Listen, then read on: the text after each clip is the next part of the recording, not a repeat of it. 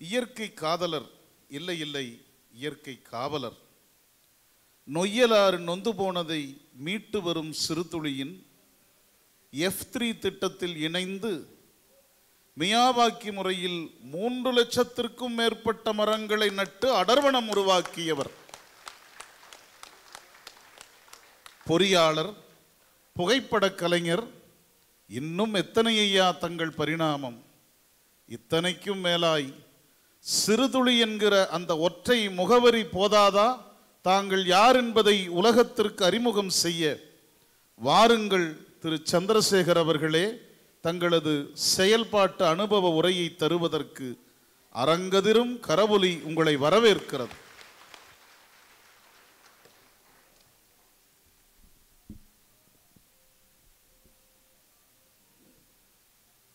பேரன்பிற்கும் வணக்கத்திற்கும் உரிய இன்றைய சிறப்பு விருந்தினர்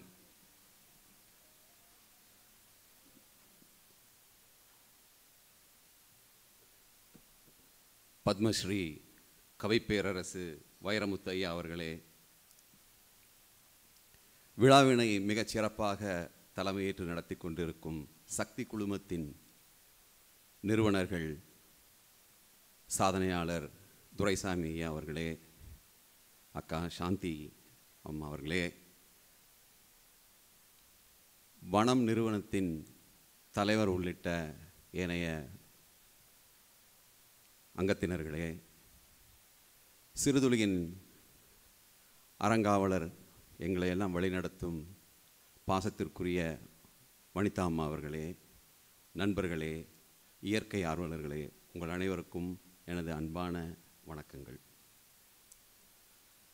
காடு வளர்த்தலின் அனுபவ பகிர்வு எந்த அளவுக்கு இது முக்கியம் என்பதை வனம் அமைப்பு அதை உணர்ந்து இந்த அமைப்பை ஏற்படுத்தி இருக்கின்றது என்பதை நினைத்து பார்க்கையில் உள்ளூர மகிழ்ச்சி அடைகின்றேன். காரணம், இந்த மரம் நடும் பணி என்பது காலையில் மரம் நட்டு மாலையில் அது வளர்ந்து பெரிதாகி மகிழ்ச்சி கொடுக்கக்கூடிய ஒரு நிகழ்வு அல்ல. அதற்கு தேவை மிக அதீத புரிதல் வேண்டும். அது பலன் கொடுப்பதற்கு நீண்ட காலம் எடுக்கும். அது உள்ளூர ஒரு ஒப்புதல் இருக்கும் பட்சத்தில் தான் அதை தொடர்ந்து சஸ்டைனபிள்னு சொல்லுவாங்க, சஸ்டைனபிலிட்டி சொல்லுவாங்க. நம்ம செயல்பாடு தொடர்ந்து இருக்க வேண்டும் என்றால் அதீத புரிதல் வேண்டும். அந்த புரிதலை பற்றி பார்ப்போம். அதற்கு முன்பாக சிறுதுளி 2003ஆம் ஆண்டு முதல் கடந்த 19 ஆண்டுகளாக ஒரு 5 தளங்களில் செயல்பாடுகளை நடத்தி கொண்டிருக்கின்றது. சுருக்கமாக சொல்லுகின்றேன். நீர் மேலாண்மை, நீர்நிலைகளை பாதுகாத்தல், தூர்வாறுதல், புனரமைத்தல் போன்ற காரியங்களை செய்து கொண்டு வருகிறது. பசுமை பயணம், இந்த பசுமை பயணத்தில் தான் நம்ம மரம் வளர்த்தல் மற்றும் காடு வளர்ப்பு பற்றி பல்வேறு நிகழ்வுகளை செய்து கொண்டிருக்கின்றோம். அது பற்றி விரிவாக பார்ப்போம். கழிவு மேலாண்மை இன்றைக்கு உள்ள மிக முக்கியமான ஒரு அங்கம் என்று சொன்னால், நம்ம சுற்றுப்புறச் சூழலை பாதுகாக்க வேண்டும் என்று சொன்னால் மிக முக்கியமாக இப்பொழுதே நம் செய்ய வேண்டிய காரியங்கள் தலைக்கு மேல் இருக்கின்றது என்று சொன்னால் இந்த கழிவு மேலாண்மை தான். அதை சரி செய்யாமல் நம்ம ஒரு நல்ல சூழலில் வாழ முடியாது. அதற்கான காரியங்களையும் முன்னெடுத்து வருகிறது. இந்த 3 நிகழ்வுகளையும் நம் அன்றாடம் நடத்தி கொண்டிருக்க வேண்டும் என்றால் அதற்கு அதீத புரிதல் வேண்டும். அந்த விழிப்புணர்வை ஏற்படுத்துவதற்காக 4வது தளங்களில் சிறுதுளி பங்கெடுத்து கொண்டிருக்கின்றது. இது என்ன அப்படின்னா, சிறுதுளியில் உயர்மட்ட குழு அங்கத்தினர்கள் இருப்பாங்க. அவங்க ஒவ்வொரு தளங்களிலும் மிக அற்புதமாக பயணித்து கொண்டிருக்கிறார்கள். தங்களுடைய பங்களிப்பை மிக அருமையாக அற்புதமாக செய்து கொண்டிருக்கிறார்கள். இந்த விழிப்புணர்வு யாருக்கு வேணும் அப்படின்னா, பொதுமக்களுக்கு வேணும், அரசாங்கத்திற்கு வேணும், இந்த 2க்கும் நடுவில் இருக்கிற நம்மை போன்ற அமைப்புகளுக்கு வேணும். இதையெல்லாம் தாண்டி வருங்கால சந்ததியினர்களுக்கு வேணும் என்கின்ற அந்த புரிதலை எடுத்துக்கொண்டு வார வாரம் பள்ளிகளிலும் கல்லூரிகளிலும் சென்று அந்த குழந்தைகளுக்கு இந்த நீர் மேலாண்மை, பசுமை பயணம் மற்றும் திடக்கழிவு மேலாண்மையை பற்றி ஒரு புரிதலை ஏற்படுத்தி லட்சக்கணக்கான குழந்தைகளுக்கு சிறுதுளி இந்த 19 ஆண்டுகளில் கொடுத்திருக்கிறது என்றால் அது மிகையாகாது நண்பர்களே. அதுதான் உண்மையான இந்த 3 தளங்களிலும் நிகழ்த்துகின்ற ஒரு விஷயங்களை தாண்டி இந்த விழிப்புணர்வை செய்தது தான் வந்து சிறுதொழிலுடைய மிகப்பெரிய ஒரு சாதனையாக நாம் கருதுகின்றோம். இப்போது சமீபத்தில் விவசாய மேம்பாடு என்கின்ற 5வது தளத்தை ஏற்படுத்தி இருக்கின்றோம்.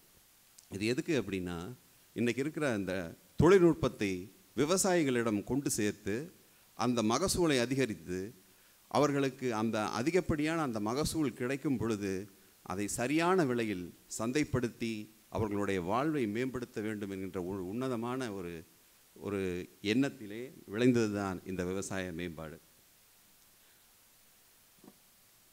பசுமை பயணத்தில் 2003 வந்து சிறுதுளி அமைப்பு வருகிறது. 2 ஆண்டு காலம் அது செயல்பட்டு கொண்டு வருகிறது. அப்பொழுது சிறுதுளியினுடைய மென்டார் என்று சொல்லலாம். அவரை எல்லாம் வழி நடத்துறது எல்லாமே வந்து கலாம் ஐயா தான். அவர் இறப்பதற்கு முன்பு வரைக்கும் ஒரு வாரத்துக்கு ஒரு தடவை அம்மையாரிடம் வந்து ஃபோன் போட்டு எப்படி பண்ணிகிட்டு இருக்கீங்க, என்ன பண்ணிகிட்டு இருக்கீங்கன்னு தொடர்ந்து கேட்டுட்ருப்பார். அவர் 2005 கோவை வந்தபோது, நீங்கள் நீர்நிலை மேலாண்மை எல்லாம் பண்ணுறதெல்லாம் சரி, ஆனால் மரம் நடும் பணியையும் தொடர்ந்து நீங்கள் செய்யணும், அப்போ தான் வந்து அது சரியாக இருக்கும் என்று சொன்ன உடனே அப்பொழுதே அந்த மரம் நடும் திட்டம் பசுமை பயணத்தை நாம் கையில் எடுத்தோம். அந்த முதல் மரத்தை தான் கலாம் ஐயா வந்து நட்டு கொண்டிருக்கிறார். இந்த அரச மரம் இன்றும் வஉசி பூங்காவில் வானுயர்ந்து கோலோச்சி கொண்டிருக்கின்றது. எப்படி ஒரு ஸ்தலத்துக்கு வந்து ஸ்தல விருட்சம் இருக்குமோ அது மாதிரி சிறுதுளிக்கு வந்து இந்த அரச மரம், இந்த பச்சை நாயகி என்று நாங்கள் சொல்வோம், இந்த பச்சை நாயகியிடம் ஒவ்வொரு நிகழ்வையும் நாங்கள் செய்யும் போது இங்கிருந்து ஆரம்பிக்கிறோம். குறிப்பாக நேச்சர் கேம்ப் அப்படின்னு சொல்லி வருஷம் ஒரு வார காலம் குழந்தைகளை தேர்ந்தெடுத்து ஒரு 100 குழந்தைகளுக்கு இந்த இயற்கை சார்ந்த ஒரு படிப்பினையை கற்றுக்கொண்டு கொடுக்குறோம். அந்த நிகழ்வு ஒவ்வொரு நாளும் இங்கிருந்து தான் ஆரம்பிக்கும். ஆக சிறுதுளியினுடைய ஸ்தல விருட்சம் கலாம் ஐயா நட்ட இந்த அரச மரம் என்று சொன்னால் அது மிகையல்ல. காடு வளர்ப்பு என்று நாம் சொல்லும்போது நண்பர்களே, கவிப்பேரரசு ஐயா அவர்கள் மறந்தான் மனிதன் மறந்தான் என்ற கவிதை மரத்தினுடைய பயன்பாடுகளை அவ்வளவு அழகாக சொல்லியிருப்பார். அதுக்கு மேலே சொல்கிறதுக்கு அந்த பட்டியலை தவிர நம்ம அதுக்கு மேலே ஒன்றும் போடுறதுக்கே இருக்காது. இவ்வளவு விஷயங்களை மரத்திடமிருந்து வாங்கிய மனிதன் கொஞ்சமாவது ஒரு நன்றி உணர்வோடு இருக்கணும் இல்லை? ஐயாவுக்கு அது வந்து அந்த வேதனை இருக்குது. ஆனால் நம்ம கவிதை எழுதுனா நன்றி கெட்ட அப்படின்னு சொல்லி எதையாவது நம்ம எழுதுவோம். ஆனால் ஐயா அவ்வளவு நாகரிகமாக உலகில் மனிதன் ஆயுதங்களை அதிகமாக பிரயோகித்தது மரங்களின் மீது தான் என்று எழுதியிருக்கிறார். நண்பர்களே, இதை விட நாகரிகமாக எப்படி சொல்ல முடியும்? அதற்கு ஒரு வணக்கம் ஐயா. இந்த வரி மிக ஒரு உக்கிரமான ஒரு வரி. ஒரு நன்றி கெட்ட மனிதர்கள் தான். மரம், இன்னொன்று உதாரணத்துக்கு கூட சொல்கிறேன். நீங்கள் காந்தியடிகளினுடைய மியூசியத்தை நம்ம நாடு முழுவதும் சென்று பார்த்தீங்க அப்படின்னா காந்தியடிகளுக்கு வந்த கடிதங்கள் அவங்க வச்சுருப்பாங்க. அந்த கடிதம் வந்து எப்படி பல்வேறு தலைவர்கள், பல்வேறு மக்கள், பல்வேறு நாடுகளிலிருந்து அவருக்கு எழுதிய கடிதங்களை அங்கே வச்சுருக்காங்க. அந்த கடிதங்கள் வந்த கவரும் பக்கத்தில் வச்சுருக்காங்க. அந்த அந்த அந்த கவரில் என்ன எழுதியிருக்குன்னா, காந்தி, இந்தியா. இந்த 2 லைனில் அந்த கடிதம் அவரை சென்றடைகிறது உலகத்தின் எந்த பகுதியில் இருந்தும். அப்படின்னா இந்த தேசத்தின் முகமாக இருந்திருக்கிறார், இந்த தேசத்தினுடைய முகவரியாக இருந்திருக்கிறார், இந்த தேசத்தினுடைய ஒரு அடையாளமாக இருந்திருக்கிறார். அப்படி தான் இந்த பூமி அப்படின்னு சொன்னால், இந்த பூமியினுடைய முகம், முகவரி, அடையாளம் எல்லாமே மரம்தான். நண்பர்களை நினச்சி பாருங்கள், மரம் இல்லாத இந்த பூமி பல்லுயிர் பெருக்கம் கிடையாது. பூமி என்று இருக்கவே இருக்காது. இன்னொரு செவ்வாய் கிரகமாக இருந்திருக்கும். அப்போது இந்த பூமி என்கின்ற இந்த அடையாளம் மரம் என்ற மரம் மட்டும்தான். அப்போ இந்த மரம் வந்து எவ்வளவு முக்கியம் அப்படிங்கிறத நம்ம பார்க்கணும். முகத்தை சிதைக்கின்ற வேலையை செய்து கொண்டு வருகிறான். கவிஞர் சொன்னது போல் மனிதன் அதிகமாக ஆயுதங்களை பிரயோகித்தது மரத்தின் மீது தான் என்பதற்கு ஒரு சான்று சொல்கிறேன். ஒரு 1000 ஆண்டுகளுக்கு முன்பு நண்பர்களே 6 ட்ரில்லியன் மரம் இருந்ததாக கணக்கெடுத்திருக்கிறாங்க. 6 ட்ரில்லியன் என்பது 1 ட்ரில்லியனுக்கு 1 லட்சம் கோடி மரம். 6 ட்ரில்லியன் என்பது 6 லட்சம் கோடி மரம் இருந்திருக்கிறது.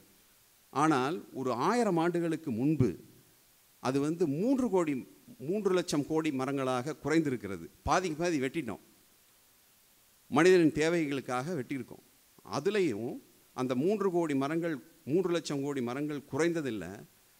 2/3 பகுதி கடந்த 400 வருடங்களில், அதாவது இந்த அறிவியல் கண்டுபிடிப்புகள் வர வர வர வர மனிதனின் தேவைகள் அதிகமாக நகரமயமாகுதல் மற்றும் தொழில் புரட்சி காரணமாக கடந்த 400 வருடங்களில் அந்த 2 லட்சம் கோடி மரங்கள் வெட்டப்பட்டிருக்கின்றன. இன்னும் ஒரு சாதாரணமாக புரிஞ்சு கொள்ளணும் அப்படின்னா, ஒவ்வொரு நிமிடத்திலும் இந்த உலகத்தில் அழிக்கப்படுகின்ற காடுகளின் அளவு ஒரு கால்பந்து மைதானத்தின் ஒரு அளவாக கணக்கிட்டிருக்கிறார்கள். ஒரு ஃபுட்பால் மைதானம், ஒரு கால்பந்து மைதானத்தினுடைய அளவு என்னவோ ஒவ்வொரு நிமிஷத்துக்கும் அதை வெட்டிகிட்டு இருக்கோம். ஆனால் ஒரு சின்ன ஒரு ஆறுதலான செய்தி என்ன அப்படின்னா, நம் போன்ற அமைப்புகள் எல்லாம் ஒவ்வொரு நாளும் நம்ம நடப்படுகின்ற அந்த மரங்களின் அளவும் வெட்டுகின்ற அளவும் சரி விகிதத்தில் இருப்பதால் இன்றைக்கும் அந்த 3 கோடி லட்சம் மரங்கள் பாதுகாத்து கொண்டிருக்கின்றன. இப்போ தொழில் வளர்ச்சியின் காரணமாக இந்த வேகம் ஜாஸ்தி ஆகிடுச்சுன்னா நம்ம மாட்டிக்குவோம். இங்கே தான் வந்து சிக்கல் இருக்குது. அதற்காக மரம் நட்டே ஆக வேண்டிய ஒரு சூழ்நிலையில் தள்ளப்படுகின்றோம். நண்பர்களே, சுற்றுச்சூழலின் விதிப்படி 33% காடுகள் இருக்க வேண்டும். 100 ஏக்கர் இருந்ததுன்னா அதில் 33 ஏக்கரில் காடு இருக்கணும்னு சுற்றுச்சூழல் விதி சொல்லுது. இந்தியாவை பொறுத்தவரை 23% தான் இருக்குது. இன்னும் 10% நம்ம அந்த கேப்பை வந்து நம்ம நிறைக்கணும். குறிப்பாக தமிழ்நாட்டில் நேற்று வந்து முதல்வர் ஒரு அறிக்கை கொடுத்துருக்காரு. அதில் வந்து நம்ம தமிழ்நாட்டிலையும் 23% மரங்கள் இருப்பதாகவும், இன்னும் 10% மரத்தை நாம் வந்து அந்த கேப்பை ஃபில் பண்ணணும் அப்படின்னா எவ்வளவு மரங்கள் நடப்பட வேண்டும் என்ற ஒரு கணக்கு அதுலேயே கொடுத்துருக்காங்க. கொஞ்சம் நம்புறது கஷ்டமாக இருக்கும். 260 கோடி மரங்கள் நட்டாக வேண்டிய ஒரு நிர்பந்தத்தில் இருக்கிறோம். அதனால் நம்மளுடைய உழைப்பு இன்னும் பல மடங்கு பெருக வேண்டும். அது அவ்வளவு தேவை இருக்கின்றது என்பதை தெரிவித்துக் கொள்ளுகின்றேன். இப்போ சிறுதுளியில் வந்து ஒரு இடத்துல போய் மரம் நடுறோம். இப்போ அனுபவ பகிர்வுக்கு வரோம். சிறுதுளியின் அந்த பசுமை பயணம் அணி வந்து ஒரு இடத்துல போய் மரம் நடலாம் அப்படின்னு போனால் ஒரு குறிப்பிட்ட விஷயங்களை அங்கே இருக்கான்னு பார்ப்போம். அதில் அடிப்படையானது வந்து மண் இயல்பு. அது பாறை சார்ந்து இருக்கிறதா, செம்மண்ணாக இருக்கிறதா, கரிசல் காடாக இருக்கிறதா, அல்லது வந்து சரளை மண்ணாக இருக்கிறதா என்கின்ற அந்த மண்ணை அனுசரித்து அந்த இடத்திற்கு தகுந்த மரக்கன்றுகளை தெரிவு செய்வோம். ஒரு 2000 மரம் 3000 மரம் நடுறோம் அப்படின்னா அங்கே வந்து நீராதாரம் எப்படி இருக்குது அப்படின்னு பார்ப்போம். நீராதாரம் மிக அருமையாக இருக்க வேண்டும். ஒரு உதாரணம் பின்னாடி நான் சொல்கிறேன். நீராதாரம் அங்கு பொய்த்து போனதால் வந்த பிரச்சனை என்னங்கிறத நான் பிறகு சொல்லுகின்றேன். அதுக்கு முக்கியமானது பாதுகாப்பு வேலி. நம்ம எல்லாம் நட்டுட்டு வந்துடுவோம். பல இடங்களில் வந்து வருஷம் வருஷம் அதே இடத்துல நடுற காட்சிகளையெல்லாம் நம்ம பார்க்குறோம். ஏன்னா பாதுகாப்பு வரன்னு இருக்காது. அதை நல்லா நட்டுட்டு வருவோம். ஆடு மாடு வரும். ஐயா சொன்னாங்க, மனுஷனே உள்ளே வராமல் பார்த்துக்கிறதுக்காக அரண் தேவை இருக்குது அப்படின்னு சொல்லி. ஸோ அது போன்று பாதுகாப்பு வேலி என்பது மிக முக்கியமான ஒன்று. அடுத்தது பயனாளிகளின் ஈடுபாடு. பயனாளிகளின் ஈடுபாடு என்பது மிக முக்கியமான ஒரு விஷயம். ஏன்னா நம்ம எல்லாம் பண்ணி கொடுத்து ஒவ்வொரு நாளும் அந்த பயனாளிகள் தான் வந்து அதை பார்த்துக்கணும். எல்லா நாளும் நம்ம போய் அந்த இடத்துல நிற்க முடியாது. ஸோ யாருக்காக பண்ணுறோம், என்ன காரணத்துக்காக பண்ணுறோம், அவங்களுக்கு நமக்கு சரியானவங்களுக்கு தான் பண்ணி கொடுக்குறோமா என்கின்ற அந்த ஒரு முக்கியமான அது ஒரு பாயிண்ட்டாக சொல்லலாம். மரக்கன்றுகளின் தரம் மற்றும் ரகம் மிக மிக அவசியமாக இருக்கின்றது. ஏன்னா அந்த மண்ணுக்கு தேர்ந்த மரத்தை தேர்ந்தெடுக்க வேண்டும். அது நல்ல செழிப்பான கன்றுகளாக தேர்ந்தெடுத்து நாம் நடும்போது தான் அந்த ப்ராஜெக்ட் வந்து மிக வெற்றிகரமாக அமையும். நண்பர்களே, நேரம் குறைவு என்கின்ற செய்தி வந்திருக்கிறது. அதனால் நான் வந்து கொஞ்சம் வேகமாக போகின்ற ஒரு சூழ்நிலையில் இருக்கின்றோம். கலாமணம் இது வந்து ஒரு 2017 கலாம் ஐயாவினுடைய முதல் நினைவு தினத்திற்காக நடப்பட்டோம். இதனுடைய சிறப்பு என்னன்னு கேட்டிங்கன்னா, ஒரு 100 மரம் மட்டும் நட்டு கொடுக்க முடியுமான்னு அவங்க எங்ககிட்ட கேட்டாங்க. ஆனால் அங்கே இருக்கிற சூழ்நிலையும் அந்த மண்ணையும் அந்த மக்களினுடைய மனதையும் பார்த்து நண்பர்களை நம்ப மாட்டீங்க, முதலாவது தொகுதியாக ஒரு மாணவர்களை வைத்து 5000 மரக்கன்றுகளை நட்டோம்.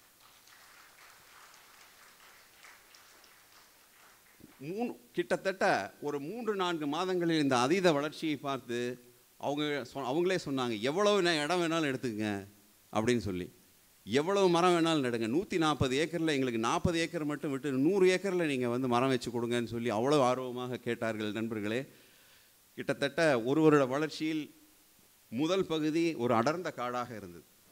இது போன்று 14 தொகுதிகளை கிட்டத்தட்ட 3 வருடத்தில் இன்றைக்கு இது இன்னொரு பகுதி கிட்டத்தட்ட எவ்வளவு அடர்த்தியாக இருக்கிறது பாருங்க. 85 மரக்கன்றுகளை 30 ஏக்கர் நிலத்தில் மியாவாக்கி முறையில் நடப்பட்டு அந்த பயனாளிகள் ஈடுபாடு தான் இதில் மிக முக்கியம். அதனால தான் வந்து ஒரு 100 மரம் அப்படின்னு சொல்லி ஆரம்பித்தது 85,000 மரம். அடுத்த மாதம் வந்து இன்னொரு 5,000 மரம் மறுபடியும் அதே கேம்பஸில் நடப்போகிறோம். நண்பர்களே, 1 லட்சத்தை நோக்கி இந்த பயணம் அண்ணா யூனிவர்சிட்டியில் மட்டும் நடந்து கொண்டு இருக்கின்றது.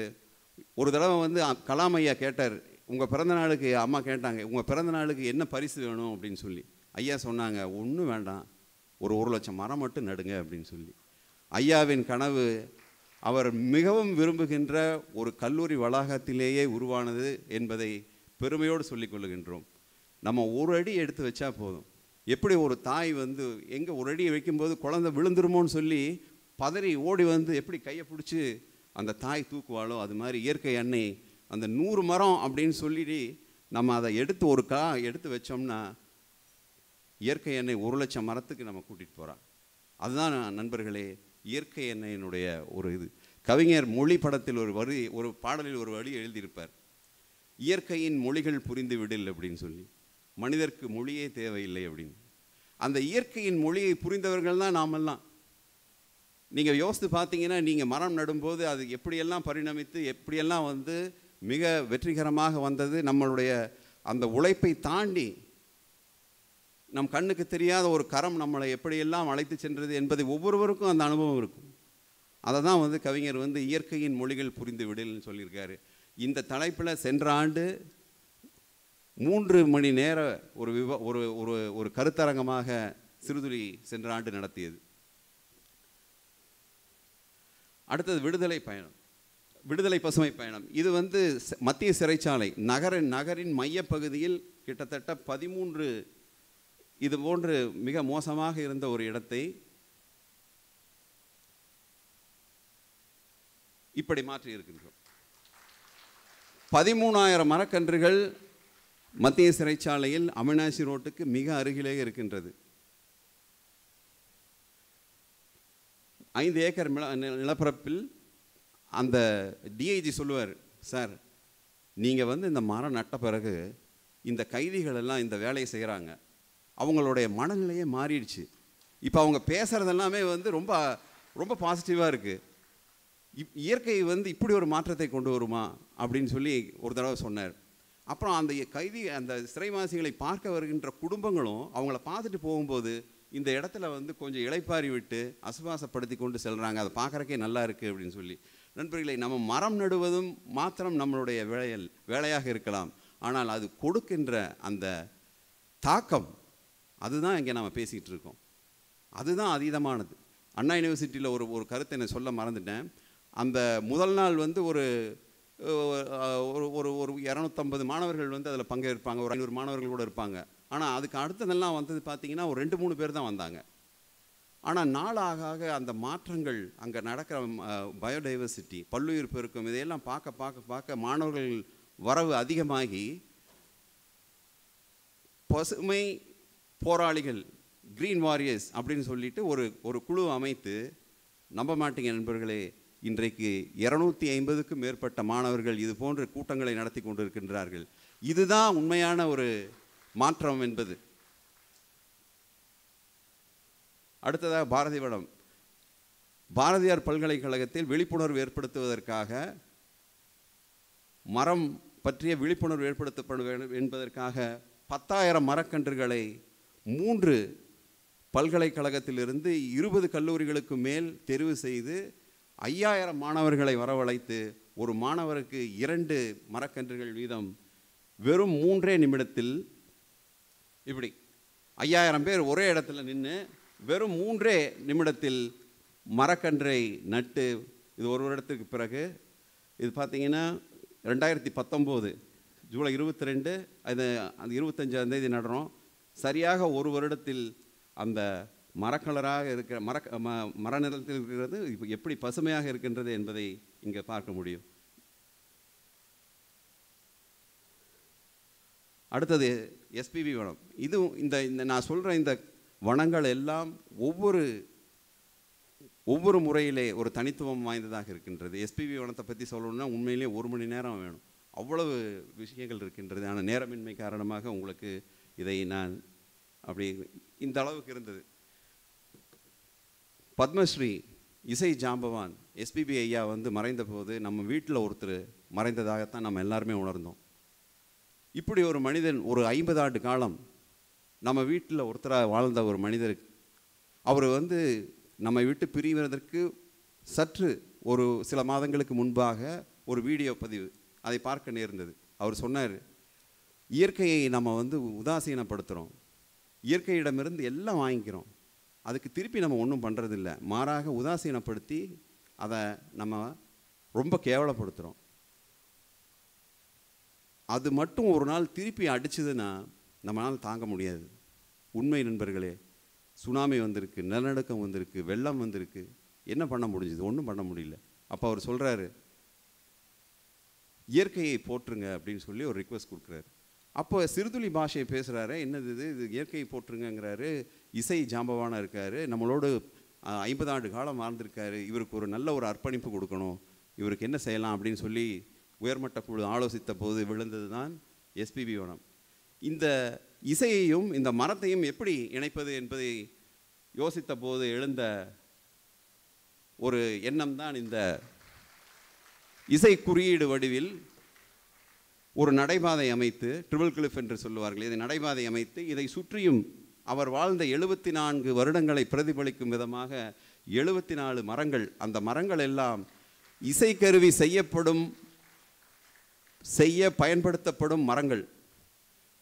ஈட்டி, வேம்பு, பலா, எட்டி, எபோனி, செம்மரம் போன்ற பல்வேறு வகையான இசைக்கருவிகள் செய்ய பயன்படுத்தப்படுகின்ற மரங்களை எல்லாம் தெரிவு செய்து 74 மரங்களையும் அதை சுற்றி நடப்பட்டு, பிறகு மீதி இருக்கின்ற இடங்களிலெல்லாம் மியாவாக்கி முறையில் நடப்பட்டு கிட்டத்தட்ட 1400 மரங்கள் அங்கே நடப்பட்டு ஒரு அற்புதமான ஒரு வனம் அங்கு அமைந்து கொண்டிருக்கின்றது. நண்பர்களே, ஒரு 6 மாதத்துக்கு முன்பு அந்த இயற்கை அன்னையினுடைய செல்ல குழந்தை பிரசித்தி வந்தபோது சுந்தரராஜ் அண்ணா கூட்டிகிட்டு வந்தார். அப்போ அவர்கிட்ட சொன்னோம், ஐயா இந்த போர்டு நாங்கள் ஒன்று பார்த்துட்ருக்கோம், இது தற்காலிகமாக வச்சது, விவேக் ஐயா ஆரம்பித்து வச்சப்போ வச்சது, இதுக்கு எங்களுக்கு ஒரு போர்டு வேணும், ஆனால் அந்த அந்த பலகையில் இருக்க அவர் எஸ்பிபி ஐயாவினுடைய கலர் படம் வரணும், ஆனால் அது ஃபேடாகக்கூடாது, காலகாலத்துக்கு இருக்கிற மாதிரி இருக்கணும், கோயம்புத்தூரில் தேடி பார்த்துட்டோம், அது மாதிரி கிடைக்கல அப்படின்னு சொன்னோம். அது பார்த்துடலாங்க அப்படின்னு சொல்லி அவருக்கே உரிய பாணியில் சன்ன குரலில் பார்த்துடலாங்க அப்படின்னாரு. அதே மாதிரி விவேக் ஐயாவுக்காக அவருக்கு மிகவும் விரும்பிய ஏகவில்வம் ஒரு மரம், அதுவும் கோவையில் கிடைக்க மாட்டேங்குதுன்னு சொன்னப்போ அப்பவும் அதே பதில் தான் சொன்னார், பார்த்துடலாங்க அப்படின்னு. ஆனால் நண்பர்களே, 3 நாள் கழித்து ஒருத்தர் கொண்டு வர்றார் ஏகவில்வம். நாங்கள் அசந்து போயிட்டோம். அவர் எப்படி இது கொண்டு வந்தார், இந்த கோயம்புத்தூர்லேயே இல்லைன்னு சொல்கிறேன், இவர் எங்கேருந்து கொண்டு வந்தாருன்னு அப்புறம் அம்மையார் அவர்கள் அண்ணங்கிட்ட ஃபோன் பண்ணி கேட்டப்போ சொல்கிறாரு, இல்லைங்க நான் வந்த உடனே ஒரு ஆளை ஹைதராபாத்துக்கு அனுப்பிச்சு கையோடு வாங்கிட்டு வர சொல்லி இதை கொண்டு வந்தேன்னு சொல்லி. நண்பர்களே, ஒரு ஆளுமையினுடைய ஒரு தகுதி அதுதான். ஒரு தலைவர் அப்படிங்கும்போது ஒருத்தருக்கு அந்த தேவை இருக்குது, அதை தேடுறாங்க அப்படின்னா அவரால் சும்மா உட்கார முடியறதில்ல. சரி இது போகட்டும் அப்படின்னு நாங்கள் விட்டோம். அப்புறம் கொஞ்ச நாள் கழித்து, உங்களுக்கு எந்த மாதிரி அந்த போர்டு ஏதோ சொல்லிட்டு இருந்தீங்கல்ல அது அப்படின்னு, அப்புறம் நாங்கள் அந்த இதெல்லாம் டீட்டெயில் எல்லாம் கொடுத்தோம். ஒரு நாள் எல்லாம் ரெடி பண்ணி ஒரு வண்டியில் கிட்டத்தட்ட 4x6 சைஸில் கிரனைட்டில் எஸ்பிபி அவனுடைய கலர் படத்தை பதித்து 20 ஆண்டுகள் ஆனாலும் அது ஃபேட் ஆகாதுன்னு கேரண்டி கொடுத்துருக்கிறாரு. ஸோ இந்த நேரத்தில் அதற்காக வனம் இந்தியா ஃபவுண்டேஷனுக்கு சிறுதுளியினுடைய சிறந்தாழ்ந்த வணக்கங்களை நன்றிகளையும் தெரிவித்துக் கொள்கின்றோம். இந்த பெயர் பலகை வைத்து இந்த எஸ்பிபி வனத்தை ஆரம்பிக்க வேண்டும் என்று எஸ்பிபி சைலஜா அண்ட் எஸ்பி சரண் இருவரையும் நாங்கள் ஒரு 1.5 வருஷத்துக்கு முன்னாடி கேட்டப்போ இப்போ இருக்கிற சூழ்நிலையில் நாங்கள் வர்றதுக்கு இல்லை அப்படின்னு சொல்லியிருந்தாங்க. நண்பர்களே, இயற்கையின் மொழிகள் புரிந்துவிடலுக்கு இன்னொரு உதாரணம் என்ன அப்படின்னா, இந்த பலகையை நாங்கள் செய்கிறதுக்கு கொஞ்சம் நேரம் எடுத்துக்கொண்டாலும் ஐயாவின் வருகையும் ஐயாவிடம் சொன்னதும் ஐயா ஏற்பாடு செய்வதற்கும் கிட்டத்தட்ட 1.5 வருஷம் ஆகுது.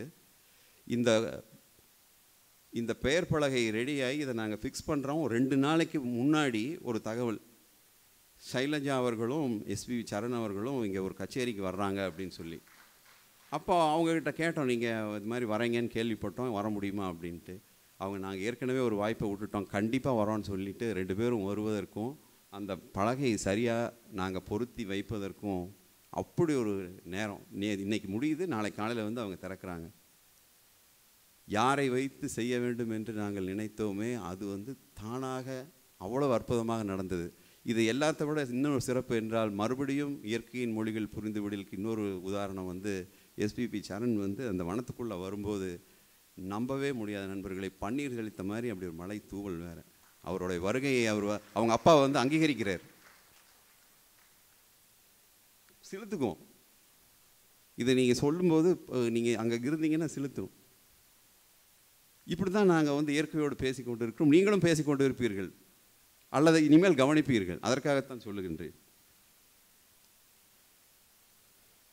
இறுதியாக ஹோப்பனம் இங்கே தான் பக்கத்தில் ஒண்டிப்புதூருக்கு கீழே, பணத்துக்கு கீழே ரயில்வே லேண்டு 11 ஏக்கர். அங்கே வந்து நடலாம் என்று மரம் நடலாம் என்று போகும்போது பார்த்தோம்னா ஒரே கட்டிடக் கழிவுகள். அதையெல்லாம் சரி செய்து 3 மாதம் சரி செய்து அதை பார்க்கும்போது ஒரு எண்ணம், ஒரு ஆறு மாதிரி ஓடிட்டுருக்கு, சாக்கடை நீர் ஆறு மாதிரி ஓடிட்டுருக்கு. இந்த தண்ணியவே பயன்படுத்தி நம்ம வந்து பாசனத்திற்கு எடுத்துக்கொண்டால் என்ன என்று. நண்பர்களை, நீங்கள் நம்ப மாட்டீங்க, இதுதான் வந்து அந்த சாக்கடை நீர்.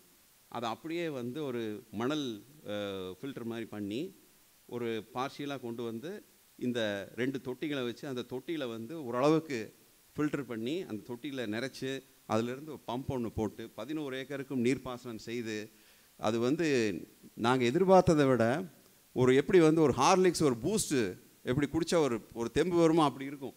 3 மாதத்தில் உங்களுக்கு வந்து இந்த ஒரு கிட்டத்தட்ட 6 அடி வந்து 6 மாதத்தில் மிகப்பெரிய காடு. இது நார்மலாக வந்து ஒரு வருஷம் 1.5 வருஷம் ஆகிற ஒரு டைமுக்கு இந்த அளவுக்கு வர்றதுக்கு அந்த ரயில்வே லேண்டில் பார்த்தீங்கன்னா 6 மாதத்தில் ஒரு பெருங்காடு அங்கே உருவாகி இருக்கிறது.